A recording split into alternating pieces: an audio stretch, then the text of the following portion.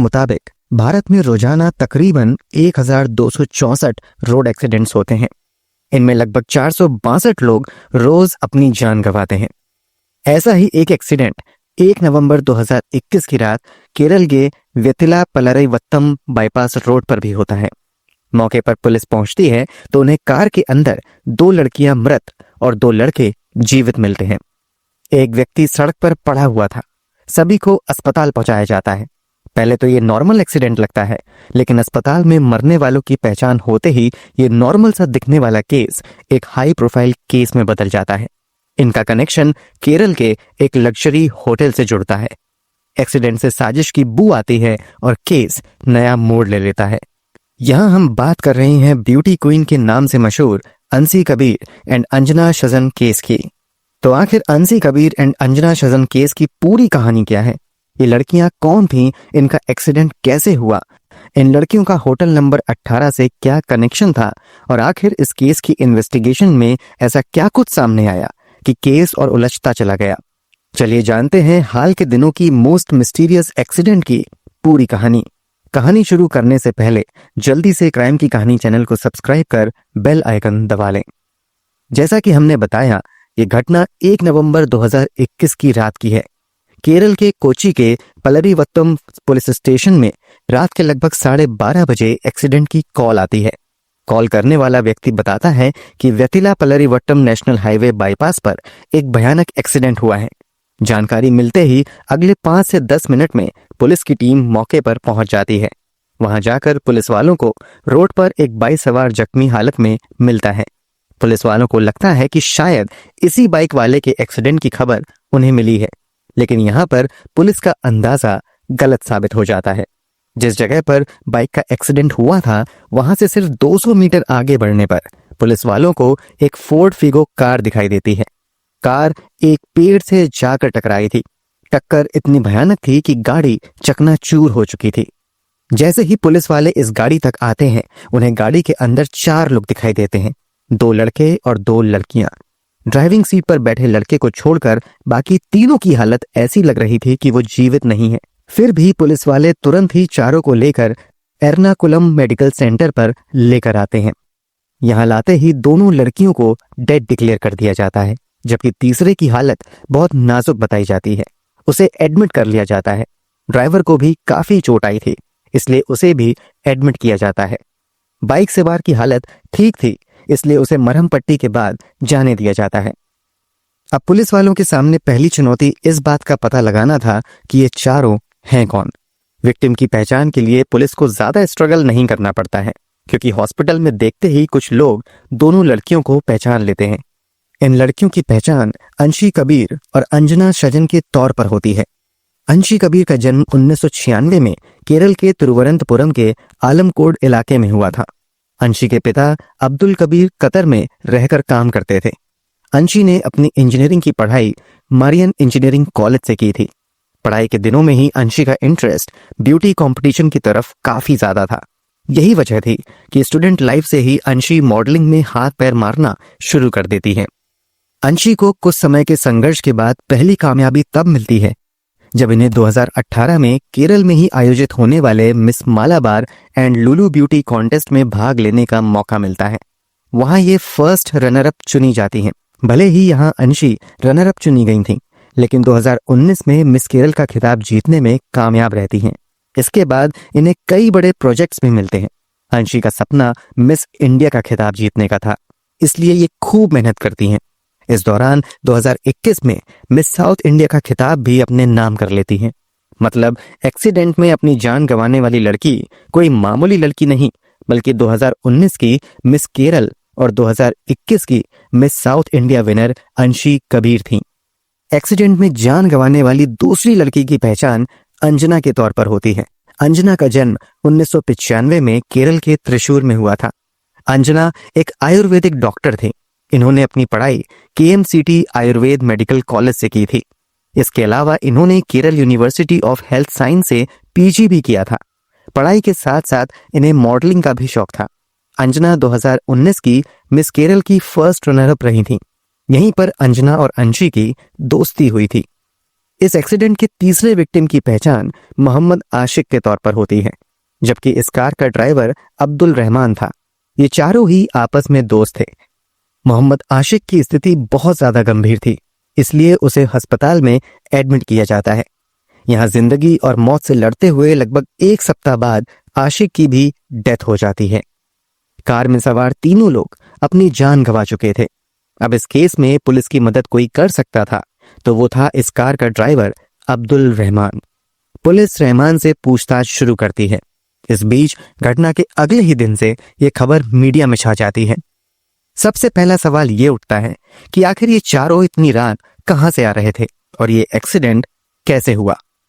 Investigation से खुलासा होता है कि 1 नवंबर की रात कोची के मशहूर होटल नंबर 18 में डीजे पार्टी आयोजित की गई थी। अंशी और अंजना दोनों ही मॉडलिंग की दुनिया से जुड़ी हुई थी, इसलिए अक्सर ये लोग साथ में पार्टी में जाती थी। जैसे ही इन्हें होटल नंबर 18 में डीजे पार्टी आयोजित होने की जानकारी मिलती है, ये लोग उसमें शामिल होने जाते हैं। यहीं से जब ये लोग वापस हो रहे थे तब एक्सीडेंट हुआ था। यहां तक मामले में पुलिस को कुछ भी मिस्टीरियस या साजिश जैसा नहीं लगता है। मामले में मोड़ आने तब शुरू होते हैं जब पुलिस जांच के सिलसिले में होटल पहुंचती है। ये एक ऐसा होटल था जो कहने को तो इलाके का प्रीमियम होटल था, लेकिन इस एक्सीडेंट से कुछ दिन पहले ही यहाँ पुलिस की रेड पड़ी थी और होटल वालों को कई नियमों को तोड़ने का दोषी पाया गया था। इसके बावजूद होटल पर कोई बड़ी कार्यवाही नहीं हुई थी और यहाँ अभी भी पार्टी का आयोजन हो रहा था। पुलिस वाले जब होटल में जांच करने पहुंचते हैं तो पता चलता है कि जितनी देर अंशी और उनके बाकी दोस्त पार्टी में रुके थे, उतनी देर की सीसीटीवी फुटेज गायब थी। रिपोर्ट्स के मुताबिक 7:30 से रात के 9:30 बजे तक की सीसीटीवी फुटेज नहीं थी। इसके अलावा 12:02 के बाद की भी सीसीटीवी फुटेज गायब थी। पुलिस हरकत में आते हुए तुरंत होटल के मैनेजर और मालिक से पूछताछ शुरू करती है। पहले तो मैनेजर और दूसरे कर्मचारी सीसीटीवी फुटेज गायब होने के पीछे अपना हाथ होने से इनकार करते हैं, लेकिन जब पुलिस वाले अपने तरीके से पूछताछ करना शुरू करते हैं तो होटल का एक कर्मचारी बताता है कि जैसे ही एक्सीडेंट की खबर होटल तक पहुंचती है, होटल का मालिक रॉय जे वयालत रात के समय काम कर रहे स्टाफ को फोन करता है और उन्हें जल्द से जल्द हार्ड डिस्क को डिस्ट्रॉय करने को कहता है। होटल मालिक के कहने पर 2 स्टाफ हार्ड डिस्क को निकालते हैं और ले जाकर उसे पास के बेम्बनट लेक में फेंक देते हैं। आखिर उस रात होटल में ऐसा क्या हुआ कि एक्सीडेंट की खबर आते ही सीसीटीवी फुटेज की रिकॉर्डिंग को गायब कर दिया गया। इस बात का पता लगाने के लिए जरूरी था कि फेंके गए हार्ड डिस्क को बरामद किया जाए। अब हार्ड डिस्क ढूंढने के लिए केरल पुलिस की ओर से कोस्ट गार्ड और प्रोफेशनल गोताखोर को लगा दिया जाता है।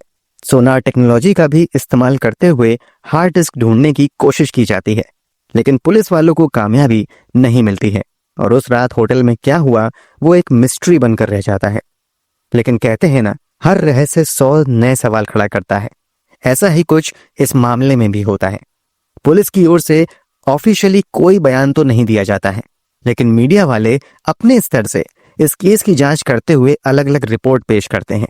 उन रिपोर्ट्स के मुताबिक शाम के लगभग 7:30 बजे अंशी अपने दोस्तों के साथ होटल में पहुंचती है। यहाँ सभी पार्टी में लग जाते हैं। इसी बीच अंशी तथा अंजना के आसपास कुछ लोग आ जाते हैं।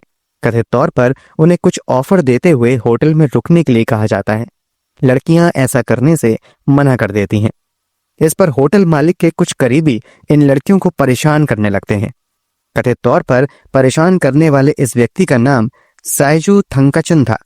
थंकचन पर पहले भी ड्रग बेचने के आरोप लगे थे। ये खुद भी नशेड़ी था। मीडिया में यहाँ तक दावा किया जाता है कि पार्टी में इन लोगों को कुछ नशीली चीज पिलाने की भी कोशिश की जाती है। इसी के बाद ये लड़कियां समय से पहले ही लगभग 12 बजे के आसपास पार्टी से घबराई हुई निकलती हैं।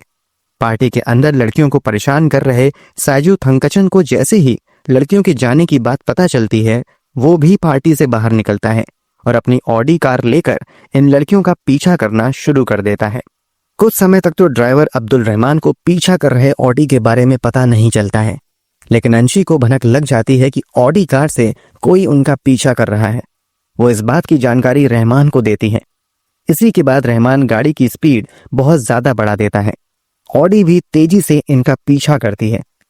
कुछ दूरी के बाद साइजू थंकचन इन लोगों की गाड़ी को रोकने में यहाँ पर कुछ मिनट तक इन लोगों में बात होती है और फिर रहमान गाड़ी लेकर वहां से तेजी से निकलता है।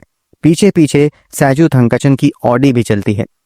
कथित तौर पर लगातार पीछा होने की वजह से रहमान गाड़ी की स्पीड लगभग 150 किलोमीटर प्रति घंटे से ज्यादा कर देता है। इसी दौरान सामने से एक बाइक सवार आता हुआ दिखाई देता है। बचाने की लाख कोशिशों के बावजूद इन लोगों की गाड़ी से बाइक सवार को धक्का लग जाता है और वो वहीं पर गिर जाता है। ठीक उसी समय अब्दुल रहमान भी कार पर से अपना नियंत्रण खो बैठता है और यहां से लगभग 200 मीटर दूर जाकर गाड़ी एकदम से रोड किनारे पेड़ से टकराती है। गाड़ी के पेड़ से टकराते ही परखच्चे उड़ जाते हैं। मौके पर ही गाड़ी में बैठे अंशी कबीर तथा अंजना सजन की मौत हो जाती है, जबकि मोहम्मद आशिक लगभग 17 दिन बाद अस्पताल में दम तोड़ देते हैं। इन सब खबरों के बाहर आने के बाद पुलिस वाले भी अपनी इन्वेस्टिगेशन इसी दिशा में बढ़ाते हैं। होटल के अंदर का तो सीसीटीवी फुटेज पुलिस वालों को नहीं मिलता है, लेकिन रोड किनारे लगे प्राइवेट सीसीटीवी फुटेज की जांच से कंफर्म हो जाता है कि वास्तव में सैजू थंकचन अपनी ऑडी से उन लोगों का पीछा कर रहा था। अब अपनी कार्यवाही आगे बढ़ाते हुए पुलिस वाले लड़कियों का पीछा करने तथा उन्हें परेशान करने के आरोप में सैजू थंकचन को गिरफ्तार कर लेती है। इसके अलावा एविडेंस मिटाने के लिए जिम्मेदार होटल मालिक तथा होटल के 5 स्टाफ को भी गिरफ्तार किया जाता है। इन सब के अलावा अस्पताल से डिस्चार्ज होने के बाद ड्राइवर अब्दुल रहमान को भी ड्रंक एंड ड्राइव के मामले में गिरफ्तार कर लिया जाता है। इन सभी से पूछताछ होती है। अब्दुल रहमान अपने बयान में सैजू थंकचन को ही इस घटना का जिम्मेदार बताते हुए कहता है कि इसी ने हमारा पीछा करना शुरू किया, इससे बचने के लिए तेज गाड़ी चलाई और ये सब हादसा हुआ। सैजू थंकचन अपने बचाव में कहता है कि दरअसल ड्राइवर काफी नशे में था और मुझे गाड़ी में बैठे लोगों की फिक्र थी, इसलिए मैं तो रहमान को बस नशे में गाड़ी चलाने से रोकने के लिए गाड़ी का पीछा कर रहा था। सैजू के मुताबिक एक जगह गाड़ी रुकने पर उसने ड्राइवर से यही बात कही थी। यहां पर एक सवाल उठने लगता है कि आखिर एक अनजान व्यक्ति किसी की इतनी फिक्र क्यों करेगा? पार्टी में और भी लोग थे जो नशा कर रहे थे। क्या उन सभी को सैजू थंकचन ने नशे में गाड़ी चलाने से रोका था? इस मामले में एविडेंस मिटाने की धाराओं के तहत गिरफ्तार हुआ होटल मालिक अपने बयान में कहता है कि होटल में कुछ भी गलत नहीं हुआ है, बल्कि पार्टी में शामिल दूसरे लोगों की प्राइवेसी की हिफाजत के लिए हार्ड डिस्क बदल दिया था।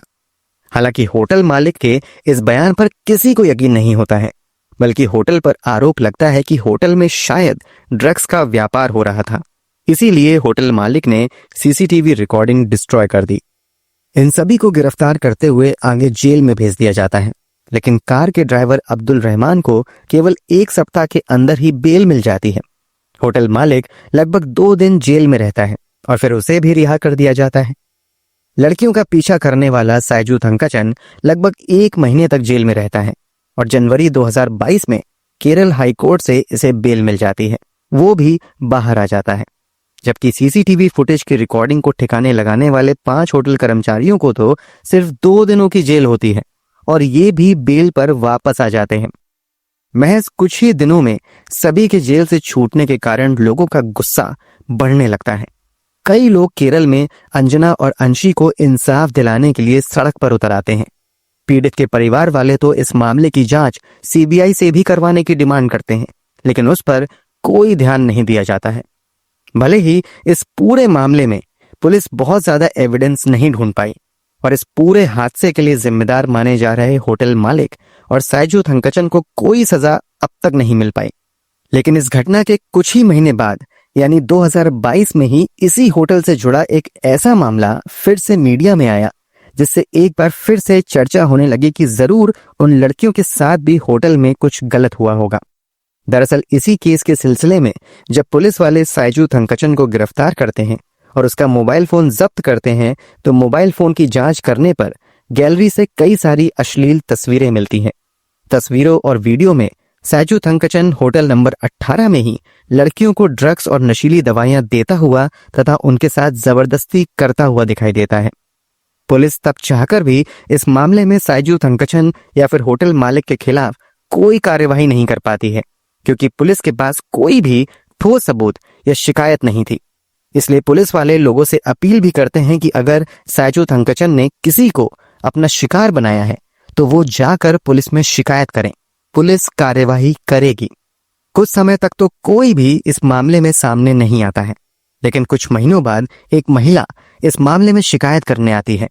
वो आरोप लगाती है कि उसकी नाबालिग बेटी इसी होटल की एक पार्टी में शामिल हुई थी। यहाँ उसे नशीली दवाई देकर पहले तो बेहोश कर दिया गया और फिर कमरे में ले जाकर उसके साथ जबरदस्ती की गई। इस महिला के सामने आने के बाद कई और महिलाएं भी आकर इसी तरह के आरोप लगाती हैं। आरोप के मुताबिक इन सब में होटल मालिक रॉय वयालत बराबर शामिल थे। पुलिस एक फ्रेश एफआईआर दर्ज करती है। दोनों के खिलाफ पॉक्सो एक्ट के तहत मामला दर्ज किया जाता है। दोनों को ही जेल भेज दिया जाता है।